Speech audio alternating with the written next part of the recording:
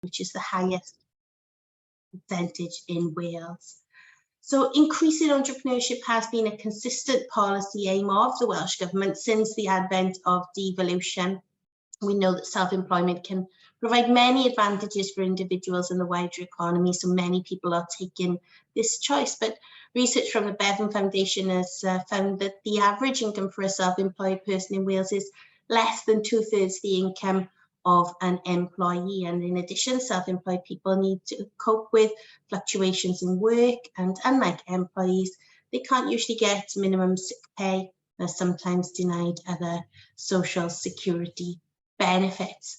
In the most recent quarter for which data is available, there seems to have been a slight decrease in the numbers of people in self-employment compared to the last quarter before the coronavirus pandemic, and that is true at both a Wales and a UK level.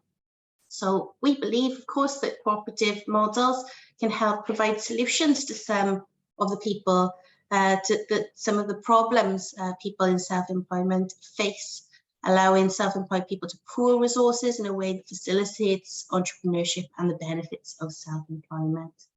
And organisations like the Bevan Foundation have called for support for the creation of alternative platforms and cooperative forms of self-employment, and support for self-employed people to pool resources and develop mutual aid.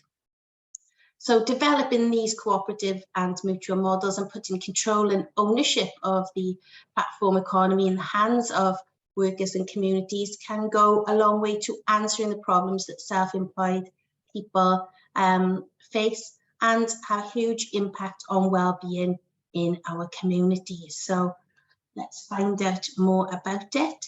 And our first speaker today, speaking on the picture of self-employment in Wales, is Andrew Henley, Professor of Entrepreneurship and Economics at Cardiff Business School. So welcome, Andrew, and over to you.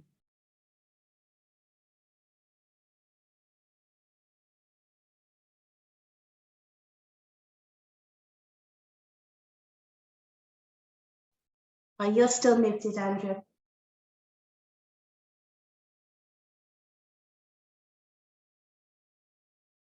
Right, let me try. You should be able to hear me now. Sorry, let me try and I'm going to share screen. I think it's that one.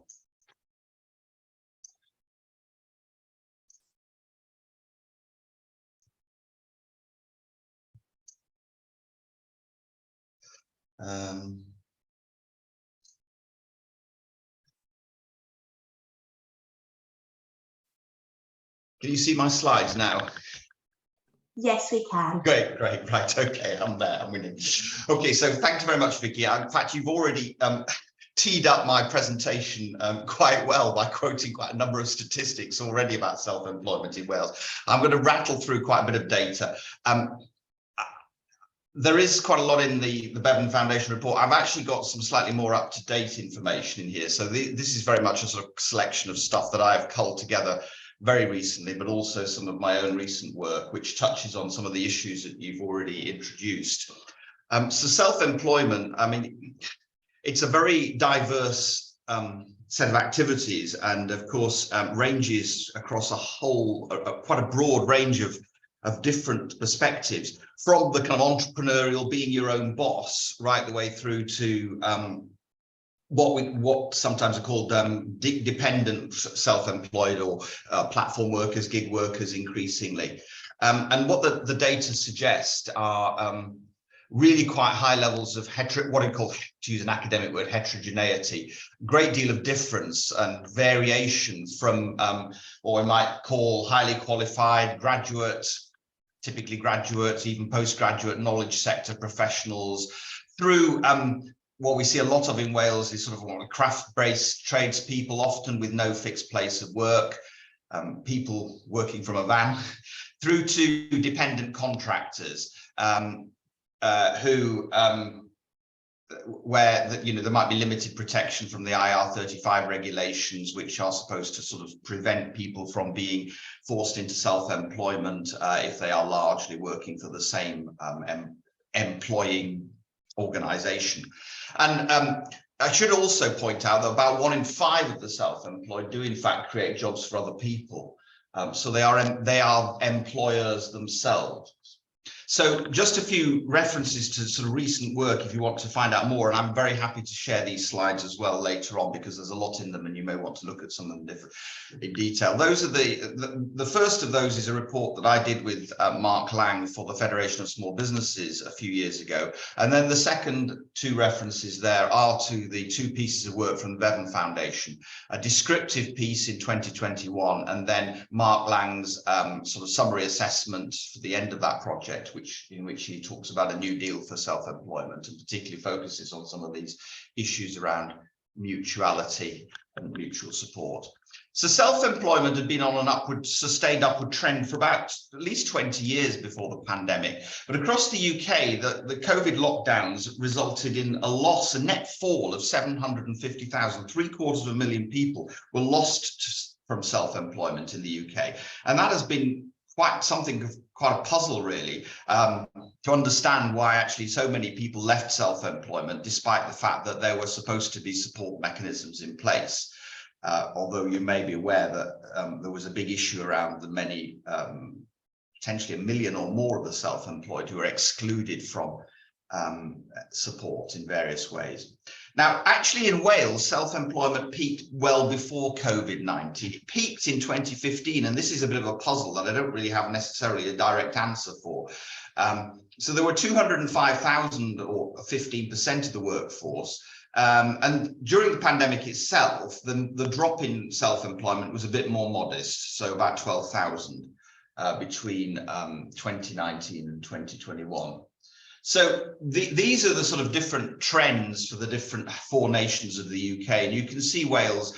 I've tried to stick to Wales red, Ireland green, Scotland blue, and England boringly in black in my slides. So you can see the Wales picture and this earlier peak compared to, say, England in black, which peaked just before the pandemic. And also, you can also see in Northern Ireland, where I think self-employment rates have been traditionally very high in Northern Ireland, largely because of the predominance of the sort of agricultural rural economy. And I think that, if you like, what we're seeing there is the impact of the post-Good Friday agreement, development of Northern Ireland, and improved employment opportunities generally. So there is, as Vicky has already touched on, high variation across different places in rates of self-employment. And in that earlier 2017 report, Mark and I talked about three Waleses of self-employment. There's rural areas like Powys, very high self-employment, but low earnings. What we might call prosperous urban self-employment, typically Cardiff and the Vale, self-employment linked to economic prosperity and supported by graduate level skills with generally high rates of earnings. And then what we might call the sort of lagging areas or the valleys type areas with lower economic demand, lower skills, lower wealth levels, which are important because housing wealth may well be a source of collateral for financing your self-employed business, where the self-employed, lower rates of self-employed, as you mentioned, Rhondda Cullen Taff having very low rates of self-employment. Got some pictures in a minute. And more self-employment with no fixed place of work. In other words, people getting in a van and driving to where the work is, perhaps typically in more prosperous areas of adjacent areas of Wales to find work. And the most up-to-date and comprehensive picture we now have on self-employment, in the 2017 report we did for FSB, we largely relied on the 2011 census, but we now have the 2021 census information coming through. But I think it's important as a caveat to note the timing of that. It was a year into COVID, and so that may have affected things. So this is a map that shows the spatial variation in self-employment rates. We have the red means high, between 1 in 5 and 1 in 3 is red, and blue means, deep blue means very low, which means below 12–13%. And these census rates in 2021, these are at local council area level. In Wales, that's straightforward, it's the local authorities, but in England, it's the sort of lower unitary authority, or the lower level authority, local authority levels.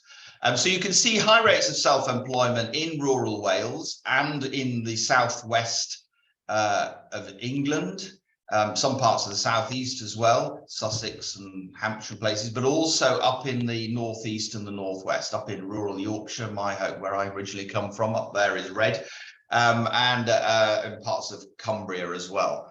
But the picture in Wales, which I've blown up on the right-hand side, you can see this pattern, this like, if you like, those three Waleses, of certainly higher rates of self-employment in rural Wales, and then a sort of intermediate rates in some other parts of Wales, notably around Cardiff, but also Carmarthenshire and Conwy, and then low rates of self-employment across the valleys areas. The colouring is slightly different because the scaling is different. The computer did it differently, but so it's not complete. That's why not all of the valleys are deep blue, whereas in the England and Wales map they are. So one question is, well, are people being pushed into self-employment because there aren't jobs? And I want to kind of deal with this one pretty quickly. It's an idea that's been around for a long time in academia, this idea that self-employment is basically an alternative to unemployment. And I'm afraid, you know, the data, and I can show you earlier data as well that supports this, but if you just plot self-employment rates across these census areas against their unemployment rates, you see that actually higher rates of self-employment are in areas of lower unemployment. And in anything in Wales, the relationship is even stronger on the right-hand side. So my conclusion from this is self-employment is not driven by fewer paid employment opportunities. It's more likely to be encouraged by higher economic prosperity. It's largely opportunity driven, although I actually think this distinction between push and pull, or necessity versus opportunity, is really not a very helpful distinction to make with the self-employed. So if we move on, we can look at using the ONS, its annual population survey data. So it is survey, it's not a really complete picture, but it provides us with useful and timely data by things like gender, age group, and sector. The first thing to note is that men are twice as likely to be self-employed as women, but the gap has been closing. So you can see that the gap has been closing in just about all areas. The bars drop, the women, the bars climb slightly higher in all of the different nations over the last 10 years. By age group, what we also see is much higher rates of self-employment amongst older age groups. These are percentages of the economically active. I think there's a chart in the one of the first Bevan Foundation report, which looks somewhat different to this, but that's because I think they're looking at the percentage of population, not the percentage of those who are actually economically active. So those who are over 65 and over, in fact, very high proportions of self-employment, but that's because a lot of these people are actually now inactive, they're retired, they're no longer in the workforce. But of those who are working, in Wales, it's almost 40%. But you can see that looking down further, look at the other end, where we've got a lot of students, for example, and people still in school, we see, and college, we see very low rates of self-employment amongst the percentage of economically active. So most of those people who are working, and maybe it's part-time work while they're in college, they are tending to take paid jobs, not self-employed work. I used to say that a typical kind of self-employed person is a middle-aged bloke, well, around about the age of 45, middle-aged with some housing wealth and some accumulated experience. And there's still an element of sort of stylization again about that. You're certainly twice as likely to be male than you are female, and you are typically going to be middle-aged rather than younger. So by gender and industrial sector, these are, sorry, this is quite a more complicated picture, but you can see there are along the horizontal axis there, the different industrial sectors. So, for example, the creative sectors are in these other services here on the right-hand side. And you can see that the green and the lighter blue bars, which are the 2020 rates for men and women, are generally higher here. Self-employment is, of course, high in the primary sector, farming, fishing, That's here. And then the other area where there's quite a lot of self-employment is, of course, in the construction sector, but notice it's mainly male self-employment. And then also some in some of these other service sectors, but notably the sort of agriculture, fishing sectors, construction, and these other services, which include the creative sectors. So next point that I want to make is that the gig economy is a growing element of self-employment, and it's likely to be contributing to this problem of low incomes in self-employment, which I'll say more in a moment. So the gig economy work, not as significant in Wales as it is in London and the South East. So this is the percentage of this is bit arbitrary. It's selecting a number of occupational sectors, quite finely defined, narrowly defined, but still it's a kind of an approximation, and saying these are gig economy sectors and how many people work in these sectors who are employed and self-employed. So the red bars are the columns of the self-employed, the blue ones are the employed, and you can see that in London nearly 10% of the employed are in these gig sectors, and around about 7% of the self-employed. In Wales, the gig economy is not as large. Now, that's partly a reflection, I think, of generally lower levels of prosperity. So there are lower levels of sort of, Uber driving and Deliveroo biking and other aspects of platform working going on within Wales than there are in London and the South East. But it's growing in importance and has been growing steadily over time. But one of the things I would want to point out, and this comes from a piece of work that I published very recently, is that self-employed gig workers, in contrast to all other groups, have seen their hours of work increase and their earnings, average hourly earnings, decrease over the last 10 years. So that's really important. I mean, this is based on survey data, so it's got the usual caveats with it, but it is really quite pronounced that amongst these, not the employee gig workers, but the solo self-employed gig workers, that they are seeing their hours go up. They've seen their hours go up, but they've seen their average hourly earnings fall. And that is quite worrying.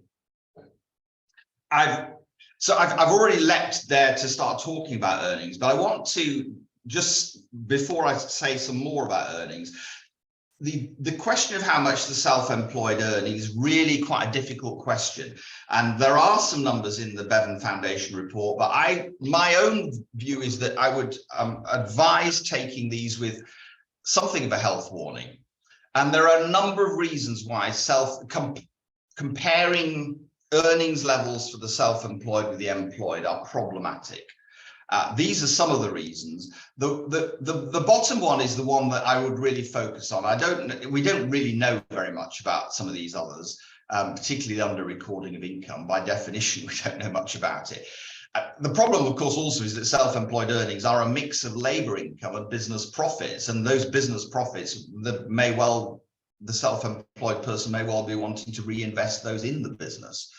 But the bottom point is the important one. Raw comparisons don't account for systematic differences in the skills and other drivers of earnings, of which the self-employed generally, on average, have fewer. So because of their skills profile and because of their other aspects of where they are and who they are, just making raw comparisons is conflating comparisons between their ability to earn and what they earn. So I've done some quite recent work, which is published in a in a leading journal on work and employment, which tries to unpack that in detail. So this is the chart. This is the table from the Bevan Foundation report that Vicky quoted, and it does show this really quite significant gap between median earnings taken from tax returns. Taken from a survey of tax returns for the self-employed compared to the employed. And you can see this, although both of them have been increasing over time, there remains this persistent gap. Now, I've done another piece, this piece of work I referred to, which is based on the UK Family Resources Survey and uses data from 2010 up to 2019, just before COVID. And we attempt to sort of unpack some of these more complicated issues around, the differences in these two groups, self-employed workers and employed workers. And in particular, I also focus on other indicators of deprivation, and particularly material deprivation, household and child. I'm not going to say anything about child deprivation, but there is more in this piece of work on this. So when we match with an equivalent sample of the employed, which is done statistically through a load of computer software, one of the things that emerges is that the net monthly household earnings of the self-employed. So I'm looking at the households in which there are self-employed workers, and those households, other things equal, where there's a self-employed worker, will report household earnings that are between £250 and £500 per month lower. And that's consistent across all these different years. It's a bit worse at the start, it's a bit worse in the middle, it improves a bit towards the end. That's it. And so the other thing we can do is say, well, do we see this in the deprivation data, the household deprivation scores for these two different types of households, the ones with all employees and the ones with at least one self-employed person in them. And when we again do this sort of comparison or statistical matching, we see that the household material deprivation scores of the self-employed are slightly higher. They're up to about 16% worse. The scale here is the sort of number of deprivation counts. Most people report no items of deprivation, so that's why the averages are quite low. But there is this gap. And it's present in just about all of these years. I'm not sure what's happened at the very end where they've crossed, but generally speaking, there's a sort of consistent, they move up and down together over the time. And there is this gap where the self-employed households are reporting somewhat higher material deprivation. So who are these households? And the first thing we can say is that the self-employed are worse off at every point in the household earning distribution. So they're right the way across the earnings distribution until the very top. And at the very top, we kind of got self-employed company directors and others who have got very high rates of household earnings. And there, the self-employed generally are doing better compared to their sort of matched comparison group. But everywhere, all other points on the distribution, and you can see that right at the bottom, it's a really big gap. So the gap is worse at the very bottom, proportionally much worse. And that certainly squares with that kind of Bevan Foundation report finding. They were looking at the fifth here, the median, where it's not quite as bad, but certainly, you can see here down at the first decile, the households with a self-employment person in them are perhaps earning only just over half what those with an employed person are earning. And who are these? What can we say about these households at the bottom of the distribution? Well, they are far more likely to be households where all of the earners are self-employed or where there is a single self-employed earner. So they are single earning households with one self-employed person who's the household's reliant on that income, or they are households where there might be a couple of self-employed people, but they're both equally exposed to the risks that self-employment brings in terms of income volatility. Move on. That's it. Right. So how do we respond to this very quickly? And this is here, I don't really have very much to take issue with. And this I'm quoting very much, summarizing very much from Mark Lang's second piece of work for the Bevan Foundation. In terms of business support, better support for low-income self-employment rather than focusing on business growth. Welsh Government puts money into its accelerated growth programme for businesses, has done for a number of years. That potentially could be balanced with better support for people who are self-employed at the bottom of that distribution, where I said the problems are, particular problems are. Training, post-compulsory, local and funded training, locally provided, so it's locally tailored to local needs. Networks and cooperatives, helping the self-employed to work together. Actually, I haven't mentioned this specifically, but helping them to procure work together might be one aspect of this. Everything we know about how entrepreneurs and small business people learn suggests that they do it through networks, and networking of micro business owners and self-employed generally can be very effective at helping to build their earnings capacity. And then third party or mutual platforms for the gig workers in particular. And then I think nearly there. Oops, sorry, I had one more slide, slipped past it. So second set of areas on how to respond, necessities, housing. Housing is very important for the self-employed because I've mentioned that one of the things we do know is that areas of high housing wealth have higher self-employment. And actually it's because the first thing the bank will say is if you're a self-employed person, you want to go and borrow money to invest in your business and try and develop it, the first thing they'll say is, are you a homeowner and can you provide some collateral from that house that you own? Affordable childcare for the self-employed. And I mean, that's generally an issue, but it may be particularly an issue for some of those people, again, at the bottom end of the distribution.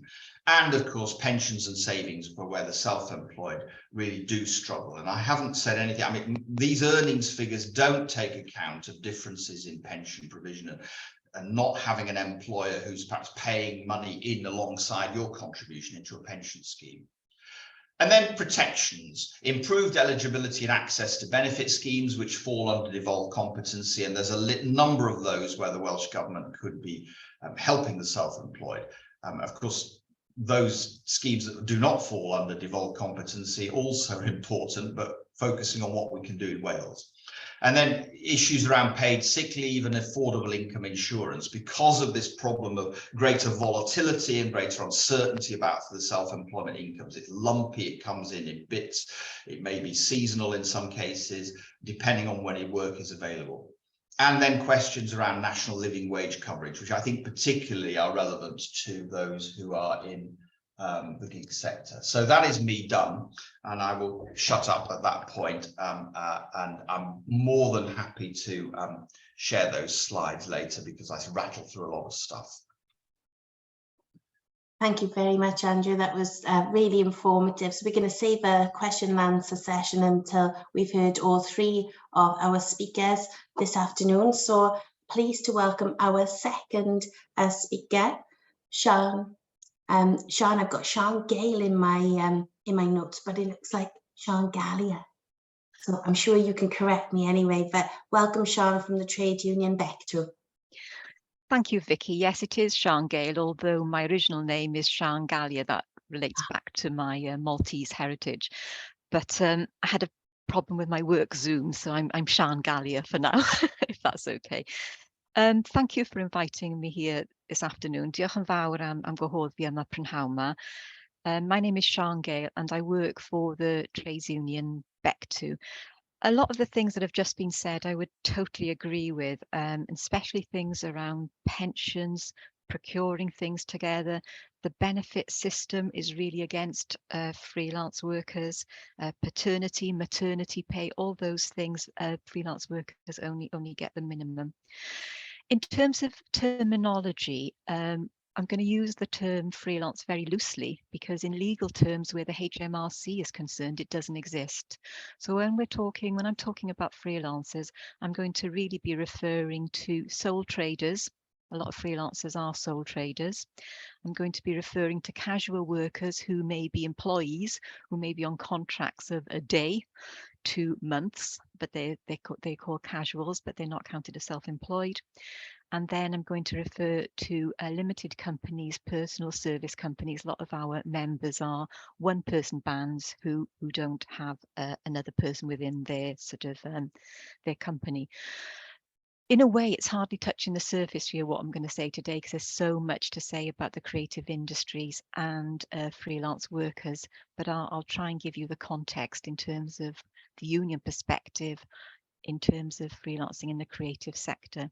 This week, some of you may know, is Hearts of Union Week, so I'm really especially delighted to come here as a union to talk to you today about this at a session. Another thing that I'd like to comment about the last speaker, he did mention that there is this assumption, especially with this UK government, that people who are self-employed are very, very rich. I think it was Rishi Sunak who said during COVID that he wasn't going to give money to some freelancers because he thought they earned 200,000 a year on average. Well, that certainly isn't the case for our members. And the last few years for many of them has been particularly tough because they fell through the cracks. They weren't eligible for the self-employment income support scheme, and they weren't eligible for furlough.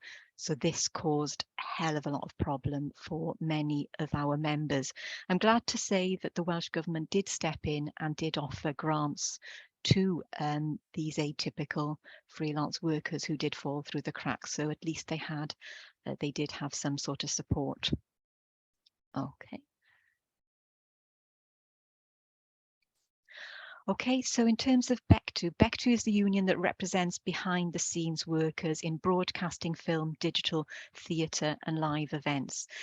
And in terms of our membership, we're one of the most complex in terms of the creative unions. In our members, we've got about 2,000 job descriptions. And as you can imagine, jobs come and go. So for example, in the screen industry, you had film, used to have lots of people in the laboratories, where these days it's becoming much more digital and there are new roles emerging all the time, practically on a monthly basis. You know, if you think of video effects, the different platforms, the different ways that the industry is sort of changing. And there's quite a difference within the industry, really. So I mentioned the pandemic. The film and screen industry got back on its feet very, very quickly after the pandemic. But unfortunately, the arts and live entertainment theatre industry fared really badly. And I think they're still suffering. And they're also doing quite badly because of Brexit too. So that there is quite a difference. And what we're seeing as well is the screen industry is growing massively in Wales. It's doing very, very well. And I know that our counterparts in theatres and arts are finding it much more of a struggle. In terms of me, I work for BECTU, but I'm actually working on I actually work on a Wales Union Learning Fund funded project through the Welsh Government, and it's a partnership led by BECTU, but working with our sister union Equity, who look after the actors and performers, the Musicians Union and the Writers Guild of Great Britain. And our aim is to empower creative workers through skills, information and support. So in terms of why do people want to be part of the creative sector? It's dynamic, it's exciting, much of it is growing. There's a huge variety of jobs and skills. It's collaborative, it can be fun, it can be rewarding, and it really needs a diverse workforce. Unfortunately, the workforce isn't diverse enough. And of course, that stifles creativity. But what are the pitfalls, really? The challenges, some of them you've already heard, but lack of permanent, secure jobs. The sort of dependency on freelance working has really grown since I started in the industry a very long time ago. It's become more and more freelancers. The jobs are shared, and it's up to the individual really to look after themselves these days. Some jobs you can't get without being freelance. You couldn't get them in an employed capacity, like many of our sort of craft grades in BECTU, like hair, makeup, costume, those sort of jobs. You would really need to be freelance. Training schemes coming into the industry is a real challenge. People depend on word of mouth networks. We're trying to change that now, and people like Creative Wales and Arts Council are trying to change that to make sure that recruitment is more open. But historically, it's been who you know, and again, that discriminates against underrepresented groups, including those from less privileged socioeconomic backgrounds. We've talked about the lack of worker benefits already, but that really creates a huge problem for the future.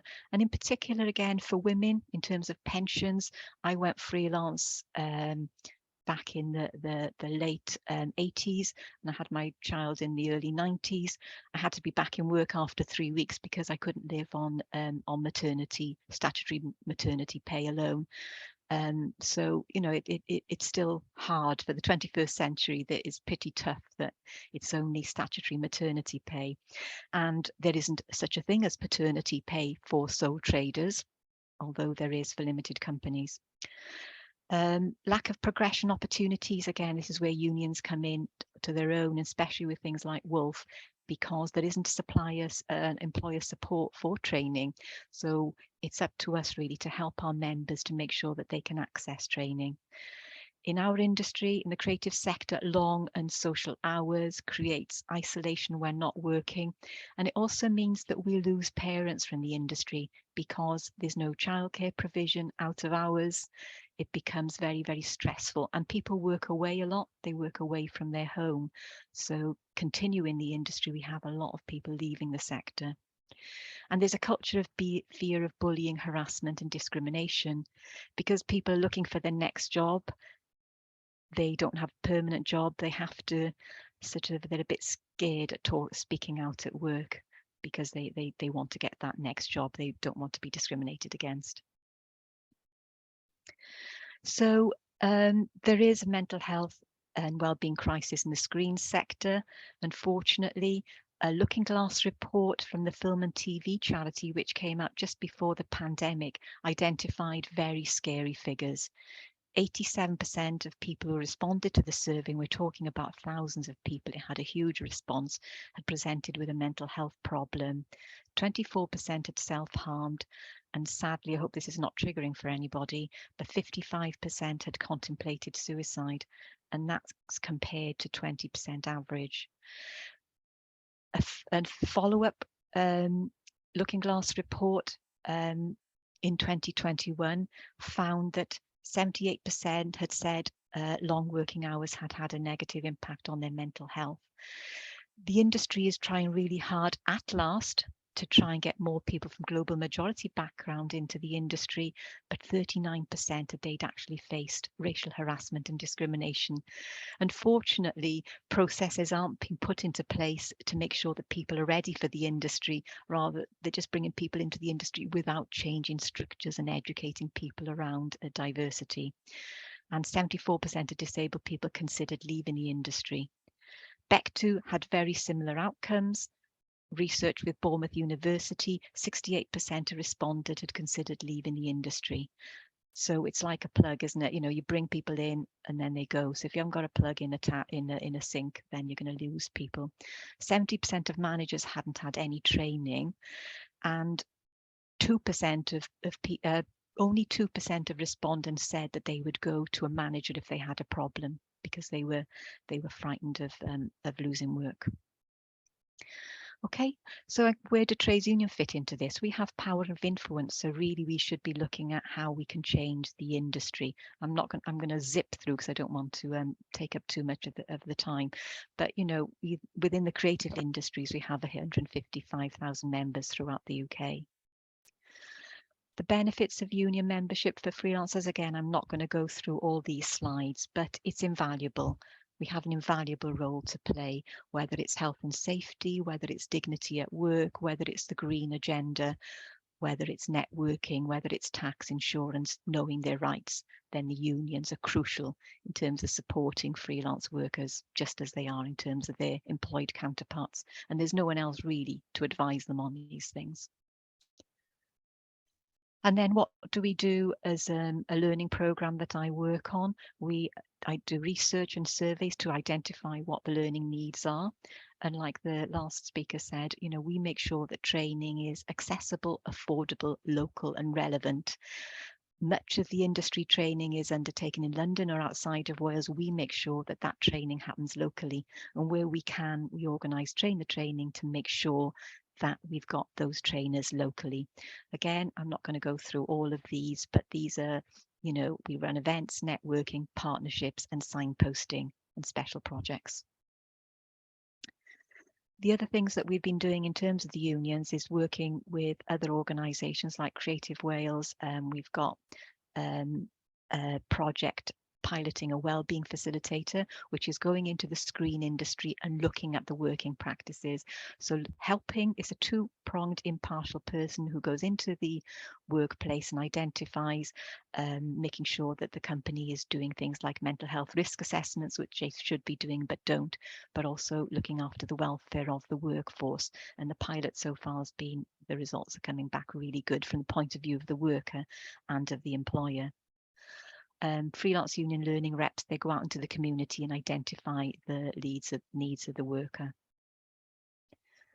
So what can we do here in Wales? So in terms of the wellbeing facilitator role, I think in Wales we have the benefit of the social partnership approach, where employers, unions, Welsh Government and stakeholders work together. We can look at impartial roles like the wellbeing facilitator to make sure that our industry, like the creative industry, is robust, and people don't hemorrhage from it.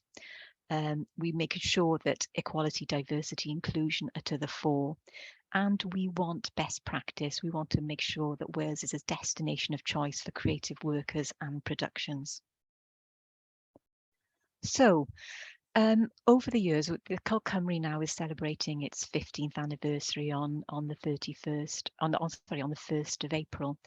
But several times we've looked at what cooperative options could there be, and Alex Bird, who's here on the session today, has been part of this.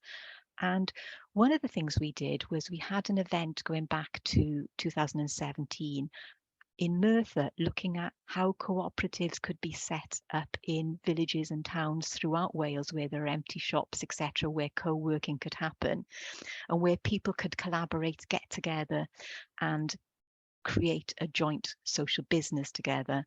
So that was really interesting.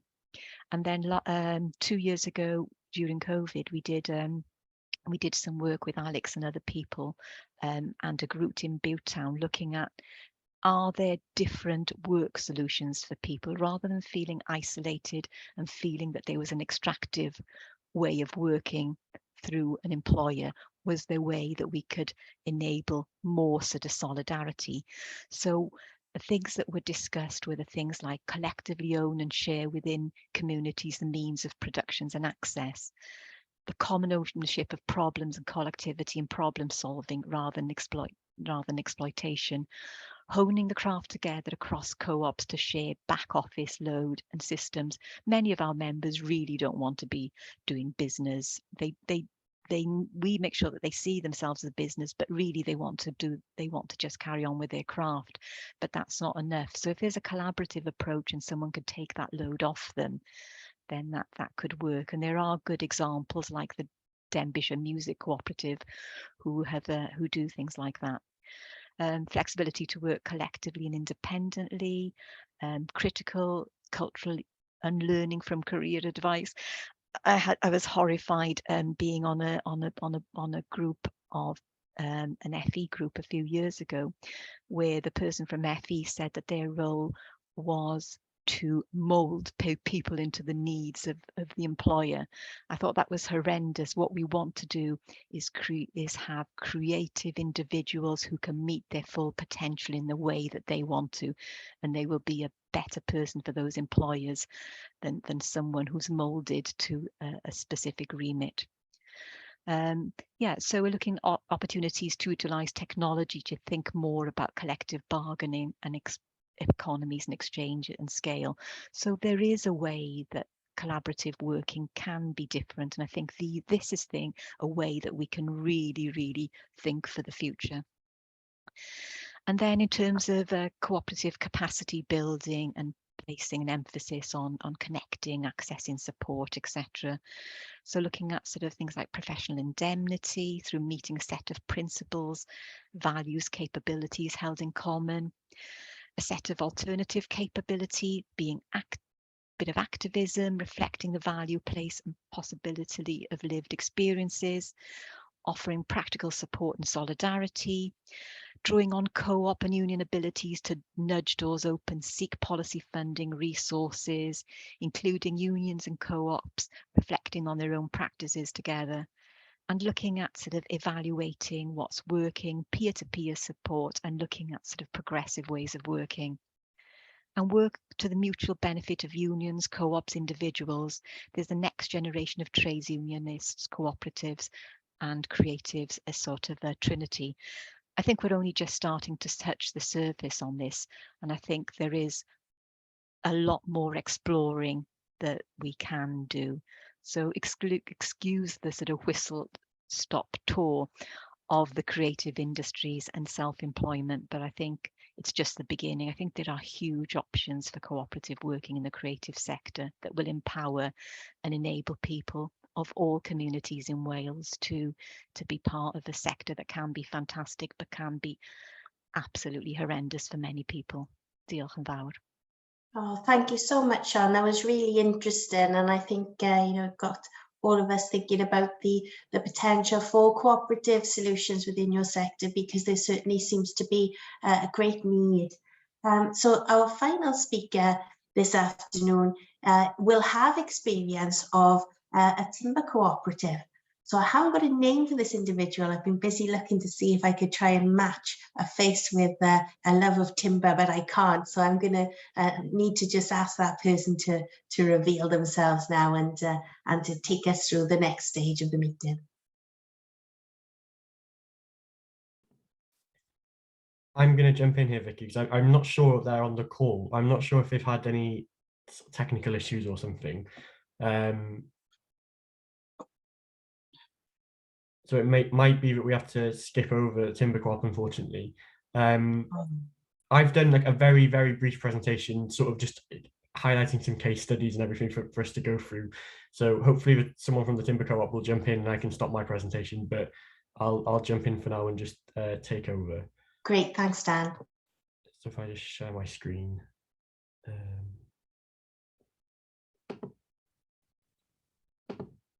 Yeah. So I'm hoping people can see that now. Real. So yes, so this is obviously a very brief presentation, just going over basically the purpose of this meeting. It was to show sort of as we've seen, highlight the challenges that are within the self-employed sector in Wales, and then also to think about how can cooperatives and the social economy respond to those challenges. So just to briefly introduce Compass, so we provide the secretary for this cross-party group. We're a cooperative development agency working for positive change in Wales. I'm sure many people on the call would have heard of us before, but if not, we were known as the Wales Cooperative Centre, but rebranded to Compass last year, and we deliver a variety of projects and services supporting the social economy, supporting models of business that can contribute to the growth of that economy. That can be social business, it can be communities creating homes, community shares, and importantly, we also deliver Digital Communities Wales, which helps people with digital skills as well. So I just wanted to briefly go over, again, I'm sure this is not new ground for lots of people on this call, but just to go over briefly what the definition of a cooperative and a social enterprise is. So a cooperative is a business that meets the economic, social and cultural needs of its members. And as it says here, those members can come, it can be, lots of different types of people can come together to form a cooperative. It can be consumers, it can be members of the community, or it can be the workers themselves. Obviously, in today's context, it's looking at those workers themselves who are going to come together to form a cooperative. And then so separately, but very related, is a social enterprise, and that's a social enterprise with a more, well, often with it can be with a more traditional ownership structure, but where the social objectives of that business are fundamental within the model that the business operates in. And profits that that business makes can be reinvested in that good cause or in the development of the business, rather than going externally to shareholders or owners. And we know there are multifaceted benefits of these models for workers, for the economy, and for communities. We've seen in the presentation so far that, from a self-employed perspective, the benefits of coming together to share those resources are clear. But it's also important to note that these cooperatives are shown to have, you know, significant benefits for the wider economy and for wider communities as well. Because of that different ownership structure, where cooperatives can be, well, are owned by the people in the communities, by the workers, or by the consumers, the impact that that business has on the local economy and the wider community is often really at the forefront of what they do. And that's why, you know, we support the development of cooperatives, and why we think that this model can be hugely beneficial in the context of what we've seen today about the challenges facing self-employed people, but also for wider communities as well. And yeah, just to touch on here about looking at a self-employed perspective specifically, I think the insurance that can come from pooling those resources is a really important thing to consider. You know, I think in a lot of the academic work that and what we've seen today, you know, one of the principal issues that we see for self-employed people is that fluctuation in work opportunities, in earnings, and coming together to form this cooperative can be a way to provide an insurance against that happening. And then secondly, I think a key point that I've seen in the literature as well is around those that, you know, the opportunities that come from sharing those resources. Sharing resources to do that back office stuff, which is, you know, really crucial to the sustainability and longevity of the business, but maybe isn't necessarily the expertise of the people who are self-employed, or as Sian said, you know, they want to focus on their actual craft and what they're passionate about, rather than doing the backroom stuff. But pooling resources is a way of ensuring that can be done to the best way possible. So then I thought I would just go over some of these international examples of how this has happened, and I think it's important to know. I think a lot of the time we talk about these, you know, potential solutions as you know, new ideas. There are really great examples across the world and in Wales and you know, the wider UK, about how workers have come together to form these cooperatives, and it's about building on that success. And you know, we know that this can work, and with the right skills and with the right support, it can be a real success story. And it's about you know, not reinventing the wheel, but building on that knowledge and expertise that we have.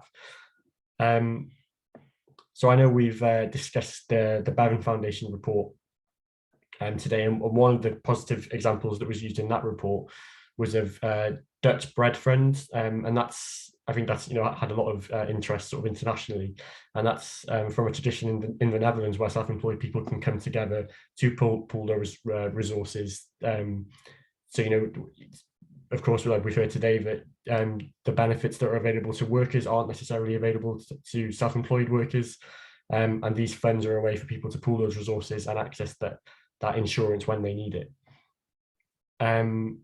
I think in 2016 there was actual legislation in France to support the development of this as well. So that's something you know, from a policy perspective, that I thought was really interesting, and we can see whether that's applicable in Wales or at the UK level. And I know that, so in Italy there's a real tradition of cooperatives and supporting that in policy and legislation. I know there's been a lot of debate in the Senedd recently about the potential of a Marcora law to support employee ownership in Wales. And I thought it was really interesting that you know, in Italy, and of course in the Basque Country as well, in northern Spain, there are examples of these cooperatives of workers coming together and being real economic success stories, and being, you know, some of the most influential economic organisations in their countries. So, you know, we can think of this on a small scale and how this can help the workers, but, you know, I think there's evidence from across Europe that these can be really significant economic models for on a nationwide basis as well. And yeah, we were supposed to hear from the Timber Cooperative today. I'm sure when we're sending resources out after the meeting, I'll signpost you to some of the you know, the stuff that the Timber Co-op are going to talk about. Because again, I think it's really important to say that, you know, there are really good examples and case studies in Wales already, and it's about sharing those, sharing that knowledge, sharing that expertise, and seeing where it's relevant for other workers as well. So the Timber Cooperative started out as independent craft workers in Gwynedd, in the construction industry, and it said, you know, they were noticing that they were organically working together and teaming up, and then came together to incorporate. And I think one of the interesting things that that's come out from my conversations with them, and when and on their website and everything, the impact that their ownership structure has on their model of working is really clear. It's non-hierarchical, an equal pay structure, consensus decision making, and they're also a social enterprise. So, and that's really common. When workers come together to form these cooperative models, their impact on the wider community is absolutely pivotal to what they do, and they develop a social enterprise mission as well about sustainability, about their impact on the local economy. And just finally, I wanted to sort of talk about, I think there's a political context or a policy context in Wales that can support this. So the Welsh Government committed to doubling the size or the number of employee-owned businesses in Wales after the last set of elections, and so that's something they've committed to. And obviously the work that we do in Compass, we support employee-owned businesses and businesses to transition to employee ownership, and we've seen that following that policy commitment, there's been a real increase in the number of the level of interest in employee ownership in Wales. And there's also sector-specific developments, in a wide range of sectors as well. I think, social care in Wales, we have the Social Services and Wellbeing Act, which specifically calls for greater social enterprise and cooperative involvement in the social care sector. And that's really a sector where we can see how, empowering the workers in that sector can have huge benefits for the working practices in that sector. And the recruitment and retention crisis in that sector kind of shows that something needs to be done, and we need new models in that sector, and that employee ownership and cooperatives could be have real potential there. And also in food production as well. I think that's an area where there's been growing interest in Wales, and I think could be relevant for the self-employment discussion as well. And then finally, I thought it important to note that the potential of platform cooperatives. I know this cross-party group had a specific meeting about platform cooperatives, I think last year or the year before last, and that's a really interesting, I think, in the context of the gig economy as well.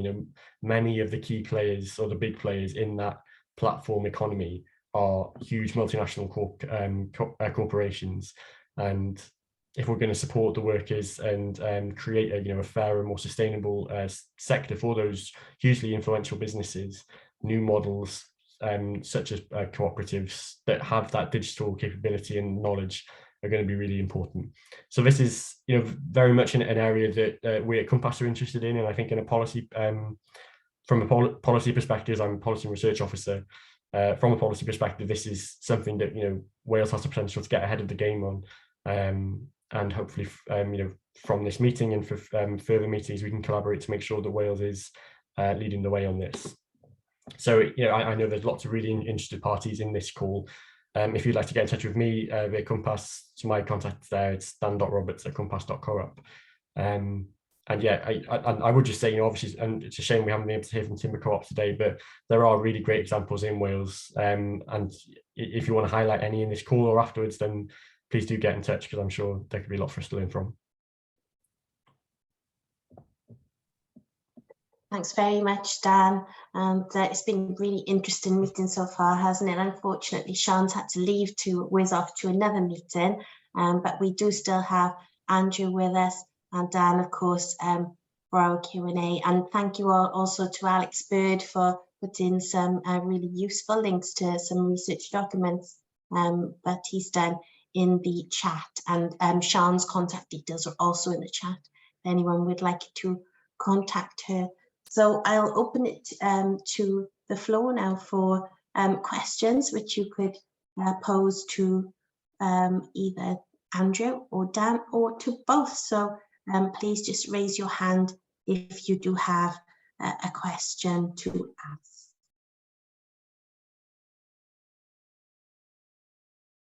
In which case, I'll kick off then. And Andrew, I'd like to ask you a question about self-employment rates in the South Wales valleys, which you can imagine is an area that I'm keenly interested in. I know that the Valleys Task Force tried to do some work around this to encourage more people in the South Wales valleys into self-employment. I don't see any evidence yet of any impact on that, and I just wondered if you had any thoughts about the direction that government could take to try and encourage people in areas or where there are historically lower rates of self-employment into this arena? Yeah, I think that's a really interesting question. And certainly the latest census data suggests that the problem is quite persistent, because it was there 10 years ago that we saw very, very low rates of self-employment in valleys areas. In the 2011 census, we see exactly the same thing 10 years later.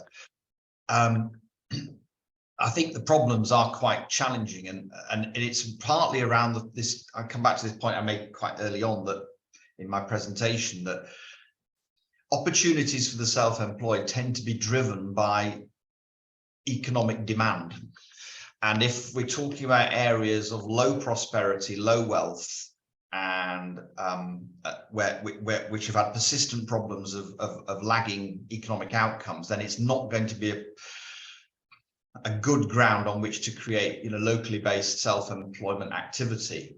And that's why actually probably the self-employment activity we see in some of these areas, particularly perhaps the more accessible valleys areas, is, as I say, it's sort of people with no fixed place of work who are then traveling to probably where there is work each day. And then, of course, that leads to questions around the impact that has on other aspects of infrastructure and things. What does one do about that? I mean, I think, some of the things we've been talking about may well have an impact. Opportunities to access training, support for the self-employed in terms of how you go about being self-employed, and actually addressing some of these issues that put people off, which are around, attitudes to, approaches to concerns about risk and uncertainty, which is actually interestingly, when you look at young people, is one of the big sort of negatives, particularly for young women compared to young men, because of differences in perceptions and attitudes to risk. And actually and female rates of self-employment in some of these areas are very low indeed. Even though you might think, well, actually there potentially are lots of, opportunities for self-employed work. So I think I don't have any easy answers. Other than, the sort of the big picture question of saying, well, how do we improve prosperity levels so that we can then improve opportunities for people to find self-employment work in these areas? And that's a leveling up question. And well, I don't want to stray on to another debate, but there is a debate there. Oh, thank you, Andrew. I mean, in a way, it's interesting to see that it's as complex an area as I presumed it was. Michael. Yeah, thanks very much. It's been great, by the way, listening to this. Thanks very much. I'll take a phone call part of the way through, so I apologize if I dipped out, but I really like what I've heard today. It's been really constructive. What my question is, if I just say I'm the chair of a project to try and develop an outdoor pool and surrounding park, Pembrokeshire Lido Park, and I've been helped by Compass and Planet down here. They've been great, right? Really great. On that project, there's several, I won't go into the details, but there's several opportunities for self-employment. So, for example, self-employed tennis coach, and self-employed gardeners. There's quite a few potential roles for self-employment in that project. But usually I've got a key question is, are local authorities really supporting community benefit schemes, community benefit societies in the way that they claim to be? Because the evidence I'm getting is that, whilst there's a policy, for example, in Pembrokeshire to allow a community benefit society to bid for community asset transfer projects, which can create that self-employment and employment, the reality of it is when it comes to choosing partners, they're deferring to other public sector bodies because it's easier for them and takes up less time. So those sort of projects that Compass, I'm sure, deal with on a regular basis, right, and which can be catalysts for self-employment, are, from what we're seeing, could well be stymied by the fact that the projects are going to go into, say in our case, the town council, rather than go into community benefit society. And the community benefit society, you know, there's my own, there's another one nearby called Gellertwick Bay in this part of the world, which is already, those sort of projects, right, creating, giving opportunities for self-employment, but actually too many local authorities or county authorities in Wales, they're not giving community benefit societies the fair crack of the whip. They're claiming they are, but in reality, they don't seem to be. And I've heard from colleagues on other CBSs that they face the same issue. So I don't know if anybody's got any experience of that or can comment on that, whether it's a valid point or not. I think it is a valid point. And the policy at Welsh Government level is not being translated down to county level, in my experience, and I know it's experienced in other counties in Wales. Thanks, Michael. And I can hear the frustration in your voice. It's understandable. Just wondered if there's anyone on the call who has any experience of this or any words of wisdom that they could share. Bev? You're muted, Bev. That's better. I'm based near Lampeter in rural Wales, the heart of rural Wales. And I've been around enterprise for a long, long time to do, you know, with Anti-Ataifi and other organisations. In response to Michael's, you know, concern, I think it's down to the lack of experience and knowledge and expertise within local authorities, because they will always go for the easiest option. And I mean, so there's an element of training for these officers within the local authorities to flag up the benefits of community benefit organisations, community societies, and so on. And if we're moving forward, I think we seriously have to, you know, encourage Welsh Government to prioritise some of these community benefits, because we know that the local authorities cannot provide those services themselves. So it's a learning process for everybody, but I think there has to be an element of risk for local authorities as well, because they don't have the expertise. And I think we need to underpin that expertise, and that's, you know, something that I've experienced perhaps over the years. I'm sure Alex is, you know, and he's nodding, right? I'm sure Alex knows more about this than I do. Just my observation. Thank you, Vicky. Thanks, Bev. Shall I come in there with a couple of comments? I think ignorance is the biggest problem here. I think most people who work in local authorities, most people in society, are pretty clear on what a charity is. They have a vague idea of what a co-op is. And as for community benefit societies and the differences between them and cooperative societies and the differences between them and guarantee companies is just not something that they fully understand. So when they're trying to invest, trying to support community-based options, they are clearly looking for something that they can feel confident will be properly locked in and not end up as a route to privatization. They want to know that you know, it's a proper not-for-profit, and they want to know that it's something that's going to support the community work democratically, but they don't have the technical expertise to know which ones are which. So I think there's a massive educational program that we need, and I totally agree with Bev there to get them. But I think that needs to be not just for local government offices, it needs to be quite widespread. You know, most solicitors, most accountants, they haven't got a clue about these things, and you always find if you set up a society, be a co-op society or a community benefit society, trying to find an accountant who knows what they're doing and knows how to fill in totally different forms is really quite tricky. So all of the professions need that, and certainly people in government and local government need that extra education. Yeah, thank you, Alex. Thank you, Bev. And you know, I think that's the very, very valid points there indeed. And Michael, if you've got any ideas, or anybody on the call has got any ideas about how we could go about trying to educate people about community benefit societies, or what the Welsh Government could and should be doing to ensure that's the case, then please do get in touch with me, because I'd be happy to write to the Minister as chair of the CPG and to press the case on this. Yeah, thanks very much for that, Vicky, and thanks for the input of Bev and Alex. I mean, they obviously have trod the path that I'm treading now over and over, and I really respect the wisdom on that, both of them, and the point about the accountants as well. You know, we've got an accountant on our team, and he's openly said he doesn't have a clue. What Alex said, absolutely nailed it, right?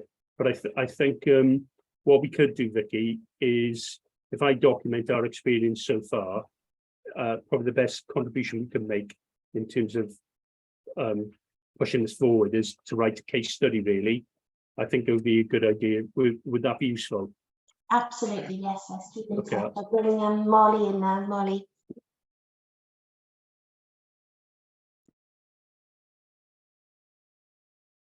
I was really interested. I live in Pembrokeshire. I'm in Solva, and so I was wondering where you were and what you were doing. We've set up Solva Care in Solva and hit many of the difficulties that you were talking about, but have managed to sort our way through. So if there is any way in which we can help, we'd be very willing to. If you put Solva Care in, you'll get our email address, and you can get in touch with us. If we can help, we will, and we might learn something from you as well. So that would be useful. Thanks very much, Molly. I'll definitely do that. Appreciate Where it. where are you? Milford Haven. Oh, right. Right. Yeah. Okay. We've got one of your wards in our 4 wards project. So Have you? Oh, Yeah, excellent. yeah. Yeah, excellent. Well, I'll definitely be in touch, Molly. Thanks for that. good. I think that's always one of the benefits of CPGs, is when stakeholders can get together and to share their experiences and support each other. So it's good to see relationships like that coming out of the meeting today. I'll just check if anyone else has got any other questions or comments that they want to share, Bev. Yes, Bev Pold again.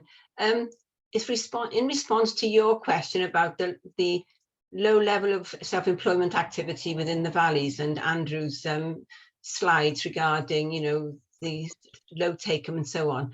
Do you think it's something to do with lack of role models? Because if you look at the huge area of Wales which has self-employment, it's because, you know, with the farming communities, with the diversification of farms, with the self-employment and creating your own employment, there are role models within the family, so the children tend to be self-employed, and it follows on from that. If you haven't got those role models within, you know, the valleys areas, perhaps in some of those families, because they've been reliant on heavy industry in the distant past, but certainly reliant on heavy industry, that they don't have that confidence, if you like, to move into self-employment. Whereas with us, you know, in these rural areas, we have to get on with it, basically, and look for opportunities for ourselves. So I think there's a cultural dimension to some of the lack of self-employment in the valleys areas. Just an observation, really. Yes, I think you're probably absolutely right there, Bev. You know, if it's a world that young people know nothing about, and they have no one that they ask questions about, then it's, whatever that world is, it's more unlikely that young people will enter it. And so I think, you know, networks of support is really important. And I know that's something we've touched on today. I'll bring Dan in now, and then Gemma. Dan. Yeah, sorry, just any opportunity for me to tell this story. So I did a PhD about how young Welsh people perceive entrepreneurship, and I think that's a really interesting word to use in this context. And one of the really interesting things that I got, so I went out and interviewed lots of young Welsh people, and I asked them, one of the questions I asked them was, do you know any entrepreneurs? And one of the people I interviewed said, no, like there's absolutely no entrepreneurs where I'm from. I wouldn't, you know, when she thought of entrepreneur, she was thinking Alan Sugar, she was thinking Dragon's Den, you know, really, really rich people living in London, working in a massive skyscraper. So I, you know, asked a few more questions, you know, asked, you know, what do your parents do? And she said both of my parents are self-employed. So she just didn't, you know, associate that self-employment with the word entrepreneurship. And I think that's really important in the context of, you know, when we think about enterprise education in schools, you know, let's promote the relevant examples in Wales of you know, successful case stories, people who have really you know, positive role models who do exist in those communities, and let's promote them.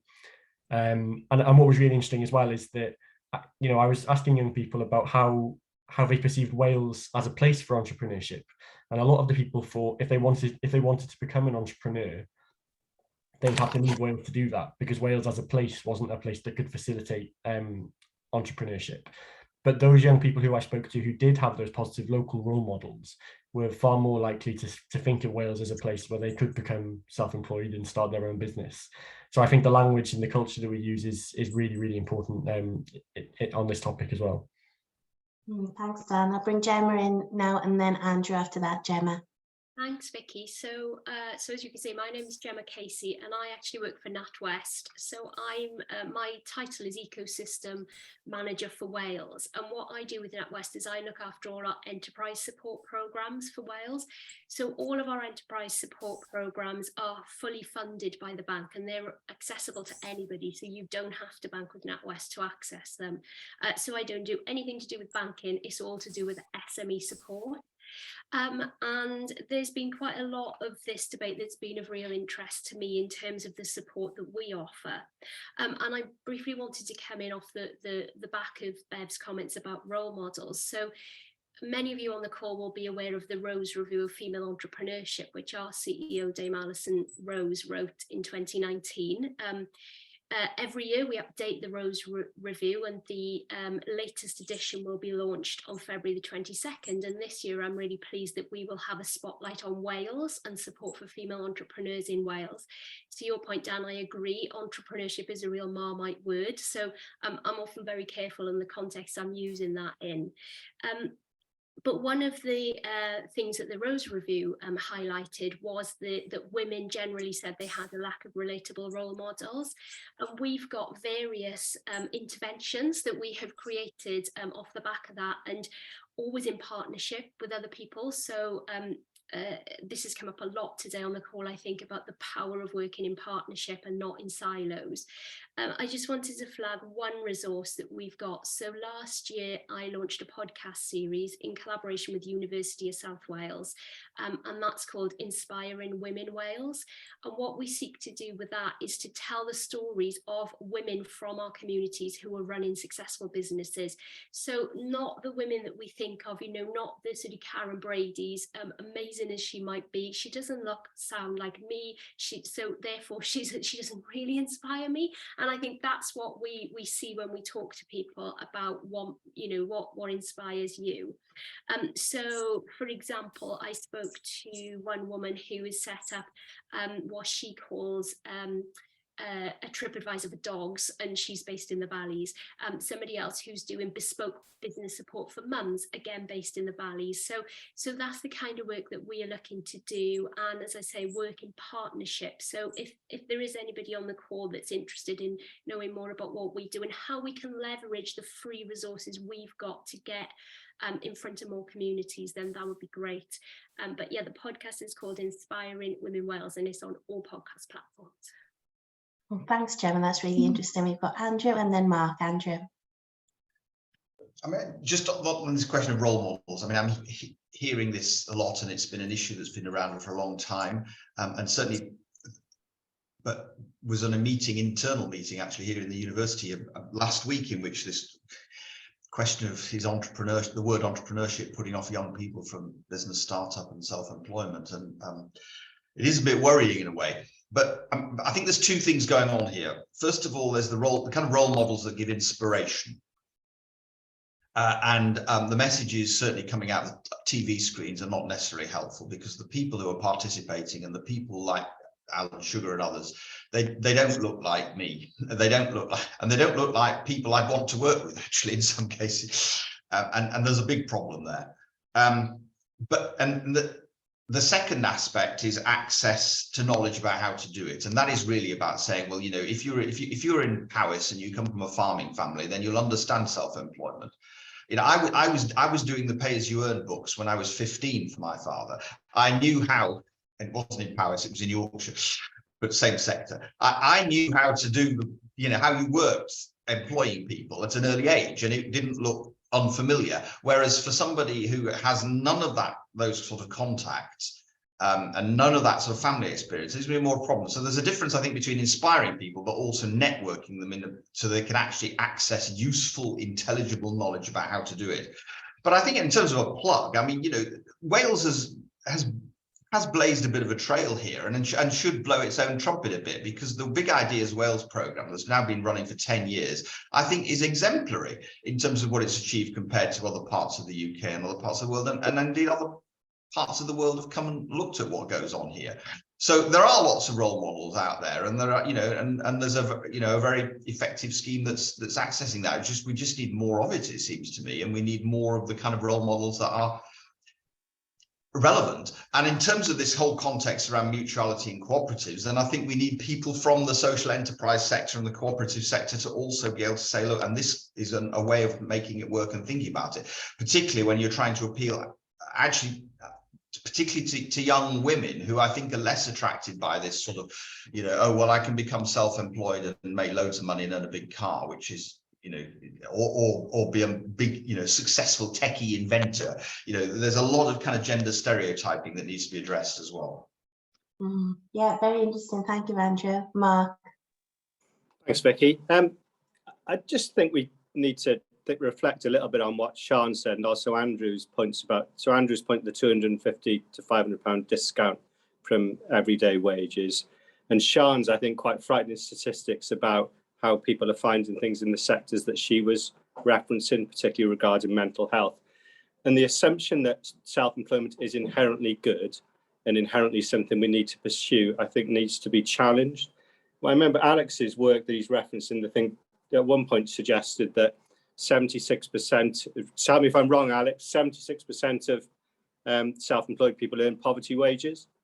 75% of them don't contribute to a pension.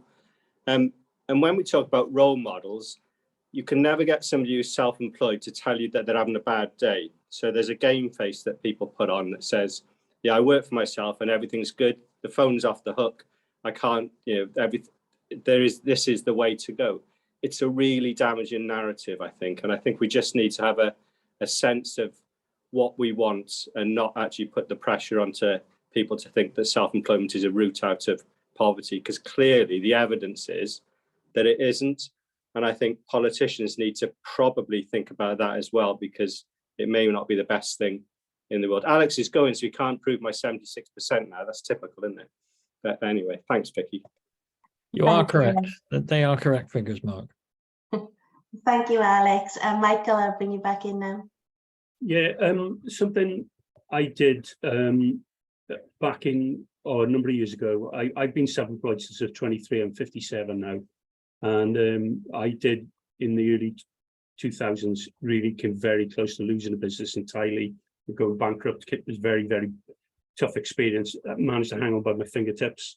But I wrote a book called Bouncepreneurs. It was the first book I wrote, not a very good book, and it was about second phase entrepreneurship. But it covered ground that no one wanted to cover, except actually some people in France and in Ireland. And one of the things I think is very interesting is the way that not just people generally, but also I would say the public sector treats entrepreneurs who failed.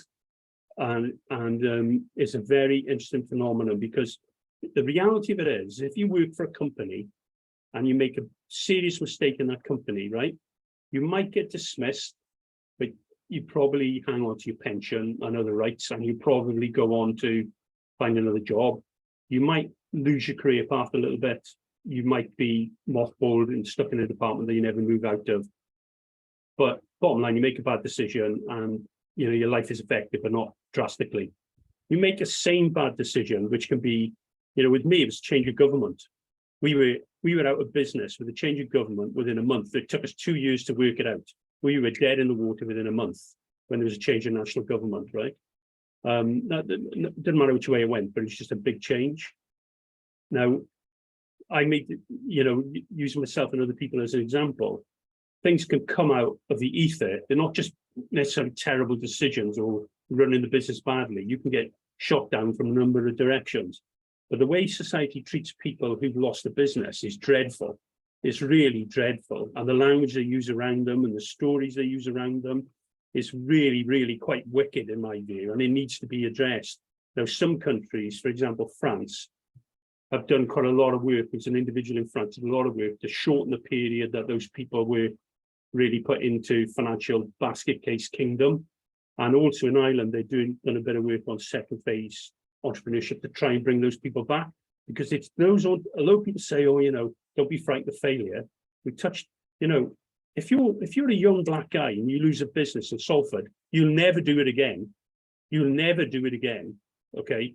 And I think the key thing here is that those people who lose businesses are actually a massive asset. They're a massive asset. And some of those who do, some of the biggest success stories that create employment are entrepreneurs who've lost a company and fight back and come back and they rebuild and they become significant employers. There's, you know, this case, I could name hundreds of people that are household names that fall into that category. But the reality of it is that society in general treats those people like lepers. And, you know, we talk about other interest groups, but just because you lost a business, you should not be treated in that way. And our society needs to change and start addressing that. I think you're absolutely right, Michael, and you speak with such passion on that as well. And we've had a really good discussion today on a range of different aspects of self-employment and cooperative models. So I'd like to thank all of our speakers and thank all of our attendees as well. And we'll be publishing details of our next meeting in due course. So thank you all very much indeed. I'm going to leave now to head off to plenary. Meeting closed. Thanks so much, everyone.